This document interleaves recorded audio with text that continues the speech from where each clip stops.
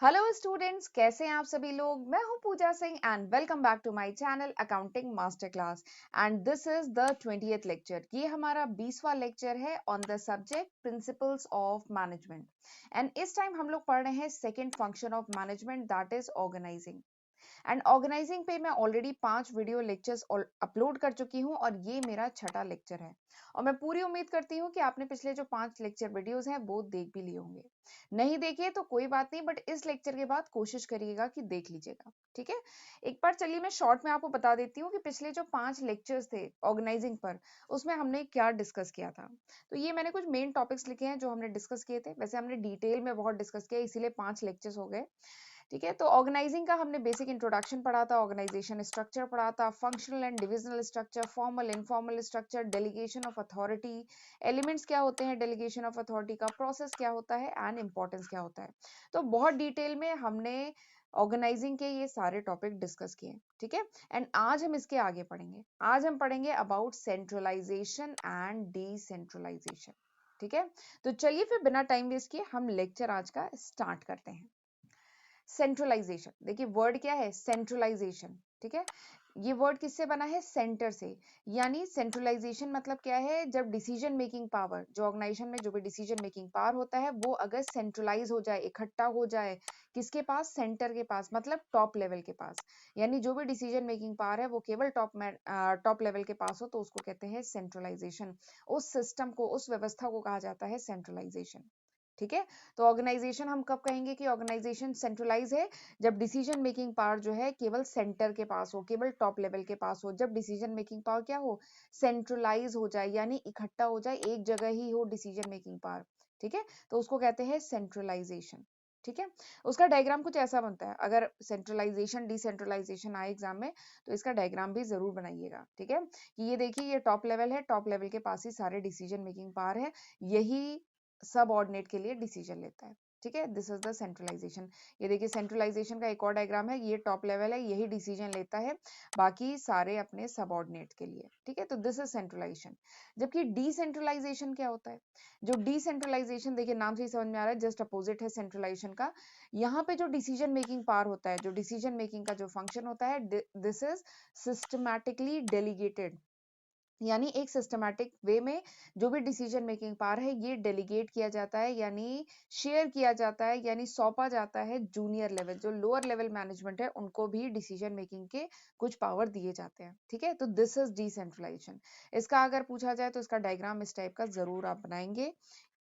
1 second, where is my pen. हाँ, ये decentralisation का ये डायग्राम है, ये आप जरूर बनाएंगे। ये देखिए टॉप लेवल है, मेन डिसीजन टॉप लेवल लेगा। ठीक है, लेकिन टॉप लेवल ने अपने नीचे भी ये जो डिविजनल हेड्स हैं इनको भी डिसीजन मेकिंग की अथॉरिटी दी है, और ये डिविजनल हेड अपने अपने डिवीजन, अपने अपने डिपार्टमेंट के लिए डिसीजन ले रहे हैं। ठीक है, तो इस टाइप का ये डायग्राम बनता है। अच्छा, ये डायग्राम देखने में जैसा लग रहा है कुछ लाइटिंग वगैरह है या किसी बैक्टीरिया का डायग्राम है, तो ये कोई साइंस का कोई बैक्टीरिया का डायग्राम नहीं है, ये क्या है, टॉप लेवल। 1 सेकेंड, मैं क्लियर कर देती हूँ एक बार स्क्रीन।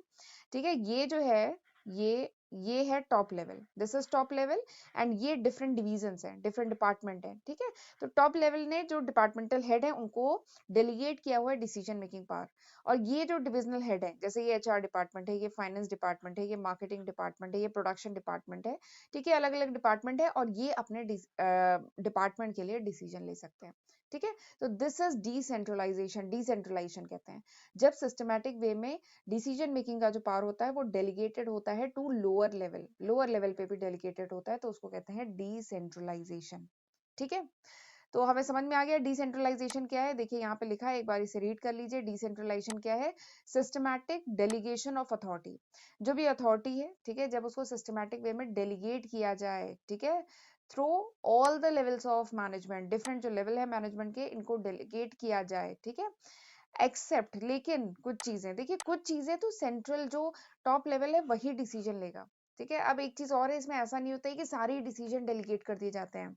ठीक है, इसीलिए इसमें लिखा है कि except that which can be exercise only by central point, यानी टॉप मैनेजमेंट। देखिए कुछ डिसीजन होते हैं जो टॉप मैनेजमेंट ही लेगा। ठीक है, बट उसको छोड़ करके बाकी जितने डिसीजन है उनको सिस्टमैटिक वे में डेलीगेट करना टू लोअर लेवल जो है ना, दिस इज कॉल्ड डिसेंट्रलाइजेशन। इसी को डिसेंट्रलाइजेशन कहते हैं। ठीक है। डिसेंट्रलाइजेशन का फायदा क्या है? Decentralisation explain the manner in which decision making responsibility are divided among the hierarchical level. Decentralisation से एक आइडिया लगता है कि डिफरेंट जो हायरार्किकल लेवल हैं, ये टॉप लेवल है, उसके नीचे ये है, उसके नीचे मिडिल लेवल है, ठीक है। तो ये जो डिफरेंट हायरार्किकल लेवल है, इनमें किस तरीके से डिसीजन मेकिंग जो अथॉरिटी है, डिसीजन मेकिंग रिस्पॉन्सिबिलिटी है, किस तरीके से डेलीगेटेड है, ये एक्सप्लेन इजिली आप समझ सकते हैं डिसेंट्रलाइजेशन से, ठीक है। और किसी भी ऑर्गेनाइजेशन को हम कब कहेंगे कि वो ऑर्गेनाइजेशन इज ग्रेटली डिसेंट्रलाइज? हम कब कह सकते हैं? जब जितने भी इंपॉर्टेंट डिसीजन है, या कह लीजिए जो लोअर लेवल है उसे बहुत सारे प्लस बहुत सारे इंपॉर्टेंट डिसीजन लेने की अगर अथॉरिटी दी गई है, तब हम ऐसी ऑर्गेनाइजेशन को कहते हैं कि that organisation is greatly decentralise, ठीक है। कोई भी जो ऑर्गेनाइजेशन है, कब हम कह सकते हैं कि वो बहुत ज्यादा डिसेंट्रलाइज है? जब लोअर लेवल को बहुत ज्यादा अथॉरिटी दे दी गई है, जब लोअर लेवल को नंबर ऑफ डिसीजन भी ज्यादा देने को, मतलब ज्यादा लेने की अथॉरिटी दे दी गई है, प्लस इंपॉर्टेंट डिसीजन भी लोअर लेवल ले रहा है, तो वहां पे हम कहते हैं कि ऑर्गेनाइजेशन इज हाईली डिसेंट्रलाइज, ठीक है। अच्छा, ये जो ठीक है, ये तो बात हो गई डिसेंट्रलाइज की। बट जो सेंट्रलाइज ऑर्गेनाइजेशन होती है ना, वो उसका जस्ट अपोजिट, यानी केवल सेंटर में जो टॉप लेवल है उसी के पास डिसीजन मेकिंग अथॉरिटी होती है। तो वहां पे क्या होता होगा, जो लोअर लेवल, वहां पे क्या होता है कि जो लोअर लेवल के जो मैनेजमेंट है, उनको डिसीजन, उनका रोल लिमिटेड हो गया, उनको बहुत ज्यादा रोल ही नहीं है, उनका केवल लिमिटेड रोल हो गया डिसीजन मेकिंग में। उनका अब काम क्या हो गया सेंट्रलाइजेशन में? उनका काम, जो जूनियर है उनका काम क्या हो गया कि केवल उनको एग्जीक्यूशन पार्ट करना है, उनको डिसीजन मेकिंग की कोई अथॉरिटी नहीं है।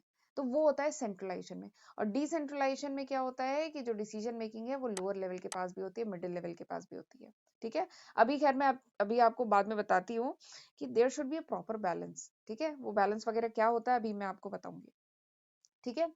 अब कोई भी ऑर्गेनाइजेशन डिसेंट्रलाइज है कि सेंट्रलाइज है, ठीक है, ये किस बात पे डिपेंड करता है? ये डिपेंड करता है extend to which authority and responsibility is pass to lower level. यानी किसी भी ऑर्गेनाइजेशन ने लोअर लेवल पे कितनी अथॉरिटी, कितनी रिस्पॉन्सिबिलिटी पास की है, ठीक है, एक्सटेंड टू विच, कितनी रिस्पॉन्सिबिलिटी, कितनी अथॉरिटी पास की है लोअर लेवल पे, उसके बेसिस पर डिसाइड होता है कि कोई ऑर्गेनाइजेशन कितना डिसेंट्रलाइज है या कितना सेंट्रलाइज है, ठीक है। सेंट्रलाइज ऑर्गेनाइजेशन मैंने बताया था, सेंट्रलाइज ऑर्गेनाइजेशन यानी टॉप लेवल सारे डिसीजन लेता है, टॉप लेवल के पास ही अथॉरिटी है डिसीजन लेने की। डिसेंट्रलाइज यानी जो लोअर लेवल है उसके पास भी डिसीजन लेने की अथॉरिटी है, ठीक है, विद इन लिमिट्स। यानी एक चीज और है, विद इन लिमिट्स, यानी अपनी लिमिट में रहकर ही, यानी उसकी लिमिट पहले से प्रिस्क्राइब होती है, पहले से डिसाइडेड होती है लिमिट, ठीक है। तो अपनी लिमिट में रह के ही जो लोअर लेवल होता है वो डिसीजन लेता है डिसेंट्रलाइज ऑर्गेनाइजेशन में, ठीक है। तो समझ में, अब मेरे ख्याल से आपको सेंट्रलाइजेशन एंड डिसेंट्रलाइजेशन अब काफी अच्छे से समझ में आ गया होगा, ठीक है। चलिए आगे बढ़ते हैं। अब मैं आपको थोड़ा सा बताती हूँ, एक इंपॉर्टेंट पॉइंट है कि जो कोई भी ऑर्गेनाइजेशन होती है ना, वो सेंट्रलाइज भी होती है, डिसेंट्रलाइज भी होती है, ठीक है। कोई भी ऑर्गेनाइजेशन है वो सेंट्रलाइज भी होती है, डिसेंट्रलाइज भी होती है। देखिए, एब्सोल्यूट सेंट्रलाइजेशन या absolute decentralisation, this is not possible, ये पॉसिबल ही नहीं है। एब्सोल्यूट सेंट्रलाइजेशन का क्या मतलब है कि जो टॉप लेवल है, ठीक है, उसी के पास सारे डिसीजन मेकिंग पावर है, जो लोअर लेवल है उनको कोई डिसीजन मेकिंग पावर नहीं है, ठीक है। तो ये क्या हुआ? ये हुआ एब्सोल्यूट या प्योर सेंट्रलाइजेशन। प्योर सेंट्रलाइजेशन मतलब केवल ये टॉप लेवल जो है यही डिसीजन लेता है, बाकी और कोई डिसीजन नहीं ले सकता है, उसको कहते हैं प्योर या एब्सोल्यूट सेंट्रलाइजेशन। एब्सोल्यूट डिसेंट्रलाइजेशन यानी डिसीजन मेकिंग पावर जो है पूरा का पूरा, देखिए एब्सोल्यूट डिसेंट्रलाइजेशन यानी पूरा का पूरा डिसीजन मेकिंग पावर जो है लोअर लेवल पे ट्रांसफर है, ठीक है। लोअर लेवल सारे इंपॉर्टेंट सारे डिफरेंट डिसीजन लेता है, तो उसको कहेंगे एब्सोल्यूट डिसेंट्रलाइजेशन। तो एक खास बात है, कोई भी ऑर्गेनाइजेशन ना तो एब्सोल्यूट सेंट्रलाइज होती है, ना एब्सोल्यूट डिसेंट्रलाइज हो सकती है, ठीक है। एब्सोल्यूट सेंट्रलाइज हो जाएगी तो क्या होगा बताइए? अगर सारा decision making power top level करेगा, एब्सोल्यूट सेंट्रलाइज हो जाएगी तो क्या होगा? अगर एब्सोल्यूट सेंट्रलाइज हो जाएगी तो नीचे के जो लेवल है, नीचे के जो मैनेजर्स हैं, उनका काम ही क्या रह जाएगा? मैनेजमेंट हायरार्की का ही क्या कोई मतलब नहीं रह जाएगा, ठीक है। और ये पॉसिबल भी नहीं है, जो टॉप लेवल है वो छोटे से छोटा और बड़े से बड़ा सारा डिसीजन टॉप लेवल ले, ये पॉसिबल भी तो नहीं है। सारी अथॉरिटी, सारी रिस्पॉन्सिबिलिटी टॉप लेवल की हो जाए तो ये पॉसिबल भी नहीं है। ये केवल तभी पॉसिबल है जब वन मैन बिजनेस हो, ठीक है। वैसे पॉसिबल है, कब पॉसिबल है? जब वन मैन बिजनेस हो। वन मैन बिजनेस का मतलब क्या है? सारा डिसीजन मतलब वो उस बिजनेस में केवल एक ही पर्सन हो, ठीक है। बट अगर उसने एक भी और अपना हेल्पर अपॉइंट किया तो इसका मतलब क्या है, उस हेल्पर को कुछ तो काम देना होगा ना, उसको कुछ रिस्पॉन्सिबिलिटी, कुछ अथॉरिटी, कुछ डिसीजन मेकिंग का देना पड़ेगा ना। ठीक है। तो इसलिए अगर वन मैन बिजनेस है तभी प्योर सेंट्रलाइजेशन पॉसिबल है, अदरवाइज अदरवाइज प्योर सेंट्रलाइजेशन नहीं होगा। कुछ तो अथॉरिटी, रिस्पॉन्सिबिलिटी, डिसीजन मेकिंग का पावर जूनियर को देना ही होगा। ठीक है। ऐसी डिसेंट्रलाइजेशन भी प्योर पॉसिबल नहीं है। Decentralisation pure possible, pure decentralisation का मतलब है कि सारा डिसीजन जूनियर लेवल ले रहा है। ठीक है। अगर प्योर डिसेंट्रलाइजेशन हो जाएगा, सारा डिसीजन अगर जूनियर लेवल लेगा, तो ये क्या किसी ऑर्गेनाइजेशन के लिए अच्छी बात है? देखिए, ऑर्गेनाइजेशन में तो बहुत टाइप के डिसीजन होते हैं, बहुत सारे इंपॉर्टेंट स्ट्रेटेजिक डिसीजन होते हैं, तो वो टॉप लेवल अपने हाथ में ही रखता है। और किसी भी ऑर्गेनाइजेशन में अगर सारा डिसीजन जूनियर लेवल ले रहा है, तो इस हायरार्की का क्या मतलब रह गया? इस हायरार्की का कोई मतलब नहीं है। ठीक है। तो इसीलिए कोई भी ऑर्गेनाइजेशन ना तो कंप्लीटली सेंट्रलाइज होती है, ना कंप्लीटली डिसेंट्रलाइज होती है। ठीक। अब इसमें एक खास बात है कि एज द ऑर्गेनाइजेशन ग्रो, जैसे जैसे कोई ऑर्गेनाइजेशन ग्रो करती जाती है, जैसे जैसे कोई ऑर्गेनाइजेशन की कॉम्प्लेक्सिटी बढ़ती जाती है, वैसे वैसे वो ऑर्गेनाइजेशन क्या है, डिसेंट्रलाइजेशन की तरफ बढ़ती जाती है। ये बात समझ में आया? जब कोई ऑर्गेनाइजेशन छोटी थी, सपोज करिए एक मैनेजर था, उसके नीचे दो मतलब सबऑर्डिनेट थे, ठीक है, केवल इतनी सी ऑर्गेनाइजेशन थी, तीन लोगों ने मिलकर बिजनेस शुरू किया, तो ऑर्गेनाइजेशन छोटी सी है। ठीक है। यहाँ पे तो क्या है, ये प्योर सेंट्रलाइज या प्योर डिसेंट्रलाइज तो होती ही नहीं है। कुछ जो डिसीजन है टॉप लेवल के हाथ में थे, बाकी डिसीजन ये लोग लेते थे, मिलके ऑर्गेनाइजेशन चलाते थे। लेकिन अब ये 3 लोगों से 30 हो गई है, और आगे चल के 300 लोगों की अगर ऑर्गेनाइजेशन हो गई है, तो क्या है, डिसेंट्रलाइज करना पड़ेगा ना। इनके नीचे भी जूनियर्स होंगे, उनके नीचे भी जूनियर्स होंगे, हायरार्किकल ऑर्गेनाइजेशन का हायरार्किकल स्ट्रक्चर बनेगा, तो इनको भी तो कुछ अथॉरिटी, कुछ रिस्पॉन्सिबिलिटी, कुछ डिसीजन मेकिंग पावर देना पड़ेगा। ठीक है। तो जैसे जैसे कोई ऑर्गेनाइजेशन ग्रो करती जाती है, बड़ी होती जाती है, 3 से 30, 30 से 300, 300 से 3000 एम्प्लॉय हो जाते हैं, वैसे वैसे उस ऑर्गेनाइजेशन में डिसेंट्रलाइजेशन जो है वो बढ़ता जाता है। जो डिसीजन है वो डिसेंट्रलाइज होता जाता है, और ऑर्गेनाइजेशन की कॉम्प्लेक्सिटी बढ़ती जाती है। ठीक है। तो ये था पूरा डिसेंट्रलाइजेशन एंड सेंट्रलाइजेशन।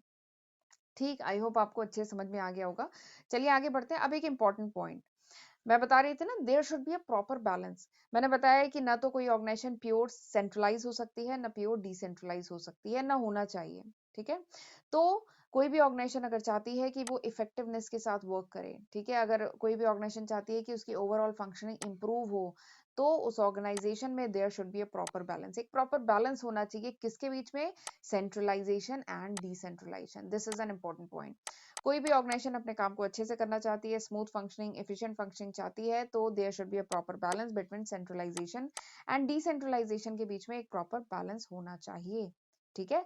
चलिए आगे बढ़ते हैं। अच्छा, आगे बढ़ने से पहले मैं बताना चाहती हूँ कि this is the list of subject जो मैं आज की तारीख यानी फरवरी 2022 तक अपने चैनल पे अपलोड कर चुकी हूँ। अगर ये वीडियो आप कुछ महीने बाद देख रहे हैं, कुछ साल बाद देख रहे हैं, तो इसमें कई नए सब्जेक्ट ऐड हो चुके होंगे। तो मेरा बस सजेशन यही है कि जरूर एक बार मेरे चैनल पे जाके प्लेलिस्ट चेक करिएगा, एंड होपफुली जो भी आप वीडियो, जो भी सब्जेक्ट सर्च कर रहे होंगे पढ़ने के लिए, वो आपको होपफुली वहां पे मिल जाएगा। ठीक है। और चैनल पे पहली बार आए हैं तो चैनल को जरूर सब्सक्राइब करिएगा, एंड नोटिफिकेशन बेल भी प्रेस करना बहुत जरूरी है, ताकि जो मेरे आने वाले वीडियोस हैं उनकी नोटिफिकेशन मिल जाए। ठीक। और वीडियो अगर यूजफुल लगा करे तो लाइक करने में कोई कंजूसी मत किया करिए, ठीक है, इससे हमें मोटिवेशन मिलता है, बाकी और कुछ नहीं है। इससे बस हमें मोटिवेशन मिलता है, हमें समझ में आता है कि हम सही ट्रैक पर हैं, हमारा वीडियो पसंद किया जा रहा है, इसलिए हमें और वीडियो लाने चाहिए। तो इसीलिए बस हम चाहते हैं कि आपको अगर पसंद आए, अगर समझ में आए तो उसे लाइक करिए, नहीं समझ में आए तो कोई बात नहीं। ठीक है। चलिए आगे बढ़ते हैं। अब मैं आपको बताती हूँ इंपॉर्टेंस क्या है, ये जो डिसेंट्रलाइजेशन है इसकी इंपॉर्टेंस क्या है। तो ये डिसेंट्रलाइजेशन बहुत ही इंपॉर्टेंट कॉन्सेप्ट है किसी भी ऑर्गेनाइजेशन के लिए। अब मैं इसकी इंपॉर्टेंस बताने जा रही हूँ, आपको इंपॉर्टेंस देख के समझ में आ जाएगा कि ऑर्गेनाइजेशन में डिसेंट्रलाइजेशन होना ही चाहिए। ठीक है। सबसे पहला जो इंपॉर्टेंस है डिसेंट्रलाइजेशन का, वो ये है कि it develop the initiative among the subordinate. ठीक है। किसी ऑर्गेनाइजेशन में अगर डिसेंट्रलाइजेशन है, मतलब अगर एक्सटेंट ऑफ डिसेंट्रलाइजेशन ज्यादा है, तो इसका मतलब क्या है कि जो अथॉरिटी है, जो रिस्पॉन्सिबिलिटी है, जो डिसीजन मेकिंग पावर है, वो जूनियर, जो lower level, middle level manager है, उनको भी काफी हद तक दिया गया है। तो इससे क्या होता है ना, एक इनिशिएटिव यानी पहल लेने का एक कह लीजिए इनिशिएट करने का, किसी भी टास्क को इनिशिएट करने का, कोई नया आइडिया देने का एक कह लीजिए एक स्पिरिट आती है सबऑर्डिनेट में। तो बेसिकली जो डिसेंट्रलाइजेशन होता है ना, वो सबऑर्डिनेट को, ठीक है, सेल्फ डिपेंडेंट बनाता है, वो सेल्फ रिलायंस बनाता है, सेल्फ डिपेंडेंट बनाता है, कॉन्फिडेंट बनाता है। अगर सपोज करिए टॉप लेवल है, इसके नीचे 2 जूनियर हैं, ठीक है, सबऑर्डिनेट है। अगर इन सबऑर्डिनेट को भी डिसीजन मेकिंग पावर दे दिया जाए, थोड़े से अपने लिमिट में ही रह के डिसीजन मेकिंग अथॉरिटी दे दी जाए, तो क्या होगा, they will be more confident. ये ज्यादा कॉन्फिडेंट हो जाएंगे ना, ये सेल्फ डिपेंडेंट हो जाएंगे, और इनमें एक इनिशिएटिव लेने, एक पहल लेने की मतलब एक स्पिरिट आएगी, ठीक है। और इनको अब थोड़ी ज्यादा फ्रीडम मिल जाएगी। अगर डिसेंट्रलाइजेशन है किसी ऑर्गेनाइजेशन में, तो इन सब ऑर्डिनेट जो है उनको थोड़ी ज्यादा फ्रीडम आ जाएगी कि वो भी अपनी अपने लिमिट में रह करके जो ऑर्गेनाइजेशन है उसके लिए डिसीजन ले सकते हैं, अपने डिपार्टमेंट से रिलेटेड डिसीजन ले सकते हैं, ठीक है। तो सबसे पहला एडवांटेज यही है कि it develop the initiative spirit among the subordinate. Subordinate में इनिशिएटिव लेने की जो स्पिरिट है वो डेवलप करता है। दूसरी इसकी इंपॉर्टेंस क्या है, it develop the managerial talent for the future, ठीक है। यानी ये जो डिसेंट्रलाइजेशन है उसमें होता क्या है, जो सब ऑर्डिनेट है उनको भी decision making authority systematic way में डेलीगेट की जाती है, यही होता है, ठीक है। अगर जूनियर को भी मैनेजरियल जो डिसीजन है लेने की अथॉरिटी दी जाएगी, तो आगे चल के यही जूनियर तो आगे सीनियर पोजीशन पे जाएगा, यही जूनियर तो आगे प्रमोट होके सीनियर पोजीशन पे जाएगा। तो आगे के लिए, फ्यूचर के लिए मैनेजरियल टैलेंट अभी से डेवलप हो रहा है इनमें, ठीक है। ये जो जूनियर है इन्हें अभी से डिसीजन मेकिंग का पावर दिया जा रहा है, इन्हें टॉप लेवल के काम दिए जा रहे हैं, टॉप लेवल नहीं मतलब अपने जो सीनियर है उसके काम दिए जा रहे हैं इन्हें अभी से। तो इससे आगे चल के जो जो रोल इन्हें प्ले करना है, आगे चल के इनका भी प्रमोशन होगा, ये भी हायर पोजीशन पे जाएंगे, तो आगे चल के जो इन्हें रोल प्ले करना है वो स्किल इनमें अभी से डेवलप होगी, ठीक है। तो वही है सेकंड पॉइंट कि it help in developing the managerial talent for the future. Future में जो मैनेजरियल टैलेंट की रिक्वायरमेंट है ये डेवलप करने में हेल्प करता है डिसेंट्रलाइजेशन, क्योंकि यहाँ पे इन्हें डिसीजन लेने का चांस मिलता है, ठीक है, जजमेंट करने का चांस मिलता है, ठीक है। और यहाँ पे इन्हें जो टॉप एग्जीक्यूटिव है, इनका जो सुपीरियर है, उस वो जो टास्क परफॉर्म करता है ना, वो टास्क परफॉर्म करने का मौका इनको मिलता है। तो बेसिकली फ्यूचर के लिए एक pool of qualified man power create करता है, ठीक है। फ्यूचर के लिए एक पूल क्रिएट करता है, एक क्वालिफाइड, ठीक है, मैन पावर का एक पूल क्रिएट करता है, ठीक है। तो this is the second importance. तीसरी इंपॉर्टेंस क्या है, क्विक डिसीजन मेकिंग। ये मुझे बहुत इंपॉर्टेंट लगता है, क्विक डिसीजन मेकिंग। अगर डिसेंट्रलाइजेशन है किसी भी ऑर्गेनाइजेशन में, डिसेंट्रलाइजेशन है यानी काफी डिसीजन मेकिंग की अथॉरिटी सबऑर्डिनेट को दी गई है, तो उस ऑर्गेनाइजेशन में क्या होगा, डिसीजन फास्ट होगा ना। अब ये सबऑर्डिनेट भी अपनी ऑर्गेनाइजेशन के लिए अपनी लिमिट में रहकर डिसीजन ले पाएगा, ठीक। जैसे एग्जांपल के साथ समझाती हूँ, सपोज करिए ये जो है, ये है प्रोडक्शन डिपार्टमेंट, ठीक है, इसके नीचे और है प्रोडक्शन डिपार्टमेंट के एम्प्लॉइज हैं, ठीक है। ये तो टॉप मैनेजमेंट हुआ, इसके नीचे ये प्रोडक्शन मैनेजमेंट, ये एचआर डिपार्टमेंट, ये फाइनेंस डिपार्टमेंट, अलग अलग डिपार्टमेंट है, और इसके नीचे पूरा प्रोडक्शन डिपार्टमेंट है, ठीक है। अब सपोज करिए प्रोडक्शन डिपार्टमेंट में कोई मशीनरी खराब हो गई, ठीक, कोई मशीनरी खराब हो गई, तो इसका जो डिविजनल हेड है वो क्या करेगा, वो टॉप मैनेजमेंट के पास जाके बताएगा कि मशीनरी खराब हो गई है, बताइए अब क्या करें, ठीक है। जाके पूछेगा नहीं। अब उसको अगर अगर प्रॉपर डिसेंट्रलाइजेशन है, अगर सिस्टमैटिक वे में इसको भी थोड़ा सा डिसीजन लेने की अथॉरिटी दी गई है, तो ये टॉप मैनेजमेंट से जाके पूछेगा नहीं, क्योंकि प्रोडक्शन रुक रहा है। उसे जल्द से जल्द क्या करनी है, मशीन ठीक करवानी है, वो जल्दी से जो मेंटेनेंस वाला है, जो मशीन ठीक करने वाला है, उसको कॉल करेगा और मशीन ठीक करवाएगा। और फिर उसके बाद बीच में समय मिलेगा, ठीक है, बीच में जाके टॉप मैनेजमेंट को इन्फॉर्म भी कराएगा। बट सबसे पहले इसकी प्रायोरिटी क्या होगी, ये जो प्रोडक्शन डिपार्टमेंट का हेड है, सबसे पहले इसकी प्रायोरिटी क्या है कि मशीन को ठीक कराना है, तो मेंटेनेंस वाला जो रिपेयर वाला पर्सन है उसको कॉल करके मशीन ठीक करवाएगा, क्योंकि प्रोडक्शन रुक रहा है। किसी भी फैक्ट्री में प्रोडक्शन रुकता है ना, बहुत नुकसान होता है, ठीक है। तो यहाँ पे क्या है, डिसीजन मेकिंग फास्ट हो जाता है। अगर जो सबऑर्डिनेट है उनको भी कुछ डिसीजन लेने की अथॉरिटी अगर दी जाती है, तो डिसीजन लेना फास्ट हो जाता है। जबकि सेंट्रलाइज ऑर्गेनाइजेशन में क्या होता है, सेंट्रलाइज ऑर्गेनाइजेशन में सारे डिसीजन टॉप लेवल लेता है। इसी वाली कंडीशन, ये जो मशीन खराब होने वाली कंडीशन में, अगर टॉप लेवल को ही अगर सेंट्रलाइज, अगर प्योर सेंट्रलाइज ऑर्गेनाइजेशन होती, मैंने कुछ ज्यादा ही यहाँ पे घुस दिया है, अगर प्योर सेंट्रलाइज ऑर्गेनाइजेशन होती, तो ये जो प्रोडक्शन का हेड है ये क्या करता, मशीन खराब हुई तो ये टॉप मैनेजमेंट के पास जाता।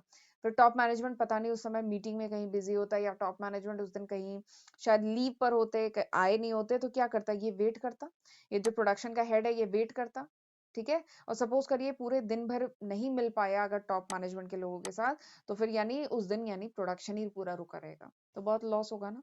तो इसीलिए सेंट्रलाइज एंड डिसेंट्रलाइजेशन के बीच में एक प्रॉपर बैलेंस होना चाहिए। यहाँ पे क्योंकि डिसेंट्रलाइजेशन था, यानी ये जो प्रोडक्शन डिपार्टमेंट का हेड है इसको अथॉरिटी है कि मशीन खराब है, तो मेंटेनेंस वाले को कॉल करके मशीन ठीक करवाओ, ठीक है। तो इसके पास ये अथॉरिटी थी, इसने ये काम कर दिया। तो बेसिकली क्विक डिसीजन मेकिंग होती है डिसेंट्रलाइजेशन में। ठीक, अगला जो इसका इंपॉर्टेंस है डिसेंट्रलाइजेशन की वो ये है, it gives the relief to top management. ये टॉप मैनेजमेंट को रिलीफ देता है। ठीक है, ऑब्वियसली रिलीफ देता है, क्योंकि अब जो है टॉप मैनेजमेंट, ये जो टॉप मैनेजमेंट है, दूसरा डायग्राम बना लेती हूँ, उसको मैंने काफी गोज दिया है। ये देखिए मैं दूसरा डायग्राम बना लेती हूँ मैनेजमेंट हायरार्की का। तो ये दूसरी ये नेक्स्ट जो इंपॉर्टेंस है क्या है, रिलीफ टू टॉप मैनेजमेंट। ये जो टॉप मैनेजमेंट है, अगर कोई ऑर्गेनाइजेशन है उसमें डिसेंट्रलाइजेशन है, यानी ये जो टॉप मैनेजमेंट है इसने कुछ डिसीजन मेकिंग अथॉरिटी अपने सबऑर्डिनेट को डेलीगेट की हुई है, तो वहां पे टॉप मैनेजमेंट को थोड़ा सा रिलीफ मिलता है। ठीक है, क्योंकि अब जो है टॉप मैनेजमेंट जो है वो जो भी रूटीन काम थे, ठीक है, जो टाइम कंज्यूमिंग ऑपरेशन थे, जो रूटीन काम थे, अब वो टॉप मैनेजमेंट को नहीं करने होंगे, वो अब कौन करेगा, वो सबऑर्डिनेट करेगा, वो डिसीजन सबऑर्डिनेट लेगा। ठीक है, अब टॉप मैनेजमेंट जो है फोकस कर पाएगा स्ट्रेटेजिक प्लानिंग में, पॉलिसी फॉर्मुलेशन, मेन इंपॉर्टेंट जो इश्यूज हैं उनको टॉप मैनेजमेंट देख पाएगा। ठीक है, और ये मतलब कह लीजिए टॉप मैनेजमेंट को फ्री कर देता है फ्रॉम, मतलब रूटीन जो टास्क है ना, जो टॉप मैनेजमेंट कर करके मतलब एकदम परफेक्ट हो चुका है, जो रूटीन काम है उनको अब वो डेलीगेट कर पाता है। तो एक तरीके से रिलीफ मिल पाता है टॉप मैनेजमेंट को। ठीक है, चलिए अगली जो इंपॉर्टेंस है that is it facilitate growth. ये जो डिसेंट्रलाइजेशन का जो पूरा कॉन्सेप्ट है, it help in growth of the organisation, ये ऑर्गेनाइजेशन की ग्रोथ में हेल्प करता है। ये डिसेंट्रलाइजेशन जो है ज्यादा फ्रीडम, ज्यादा ऑटोनॉमी प्रोवाइड करता है लोअर लेवल को, लोअर लेवल मिडिल लेवल को ज्यादा फ्रीडम प्रोवाइड करता है। ठीक है, अब जो डिविजनल हेड है, जो डिपार्टमेंट हेड है, उनको भी थोड़ी सी फ्रीडम मिलती है, उनको भी डिसीजन मेकिंग की अथॉरिटी मिलती है। ठीक है, और इससे क्या होता है, जो डिफरेंट डिवीजन है, डिफरेंट डिपार्टमेंट है, ये इनके बीच में आपस में थोड़ा सा कह लीजिए, अब ये भी डिसीजन ले सकते हैं, ये अपने डिपार्टमेंट को और अच्छा बनाने के लिए, और कॉम्पिटिटिव बनाने के लिए डिसीजन ले पाएंगे। तो इससे एक टाइप का ना, नहीं, डिफरेंट डिपार्टमेंट जो है इनके बीच में कंपटीशन बढ़ता है। अब डिफरेंट डिपार्टमेंट के बीच में कंपटीशन अगर बढ़ेगा, हर डिपार्टमेंट अपने डिपार्टमेंट को, हर डिपार्टमेंटल हेड अपने डिपार्टमेंट को और अच्छा बनाने के लिए अगर काम करेगा, तो अल्टीमेटली क्या होगा, पूरा ऑर्गेनाइजेशन जो है दैट विल ग्रो, पूरा ऑर्गेनाइजेशन ग्रो करेगा। ठीक है, तो ये था पांचवी इंपॉर्टेंस ऑफ डिसेंट्रलाइजेशन। अब now come to sixth importance. Sixth importance क्या है डिसेंट्रलाइजेशन की, बेटर कंट्रोल, ज्यादा अच्छे से कंट्रोलिंग हो पाती है। अगर कोई ऑर्गेनाइजेशन डिसेंट्रलाइज है, ठीक है, उसने कुछ अपनी डिसीजन मेकिंग अथॉरिटी सबऑर्डिनेट को भी दी हुई है, तो उस टाइप की ऑर्गेनाइजेशन में जो कंट्रोलिंग है that can be better done, वो अच्छे से किया जा सकता है। ठीक है, क्योंकि इसमें क्या होता है, हम इवेलुएट कर पाते हैं, ये जो टॉप मैनेजमेंट है ये इवेलुएट कर पाता है डिफरेंट डिपार्टमेंट की जो परफॉर्मेंस है, डिफरेंट डिपार्टमेंट की जो अकाउंटेबिलिटी है, डिफरेंट डिपार्टमेंट का जो रिजल्ट है, जो आउटकम है, उसको बेटर कंट्रोल कर पाता है डिसेंट्रलाइजेशन में। अब ये कंट्रोलिंग के अलग अलग सिस्टम हो सकते हैं, जैसे आगे चल के पढ़ेंगे हम लोग, बैलेंस स्कोर कार्ड है, MIS है, मैनेजमेंट इंफॉर्मेशन सिस्टम है, तो अलग अलग मेथड्स हैं जिनसे बेटर कंट्रोल किया जा सकता है डिफरेंट डिपार्टमेंट को, क्योंकि इनको अब डिसीजन लेने की अथॉरिटी दी गई है। आपको बोला गया है कि आप अपने डिपार्टमेंट के लिए अपनी लिमिट में रह के यू कैन टेक डिसीजन। ठीक है, तो जब डिसीजन लेने की अथॉरिटी दी गई है, तो अब परफॉर्मेंस भी तो एक्सपेक्ट किया जाएगा आपसे, रिजल्ट भी तो एक्सपेक्ट किया जाएगा आपसे, आउटपुट भी तो एक्सपेक्ट किया जाएगा। ठीक है, तो एक तरीके से बेटर कंट्रोलिंग का ये मतलब बेटर कंट्रोल कर पाते हैं विद डिसेंट्रलाइजेशन।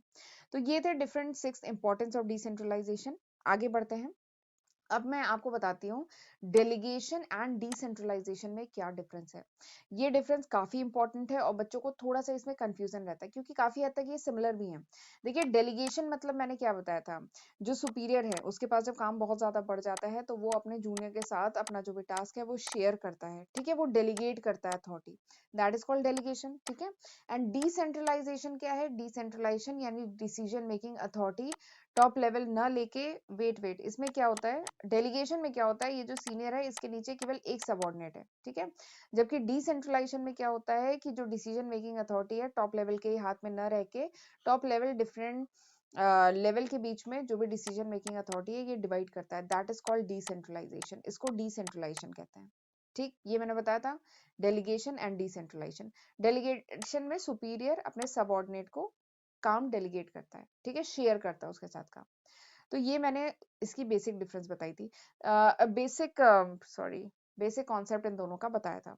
ठीक, अब ये काफी हद तक सिमिलर भी तो है, दोनों में ही क्या हो रहा है, डिसीजन मेकिंग अथॉरिटी क्या है, ट्रांसफर हो रही है, ठीक है, शेयर हो रही है, यही हो रहा है दोनों में।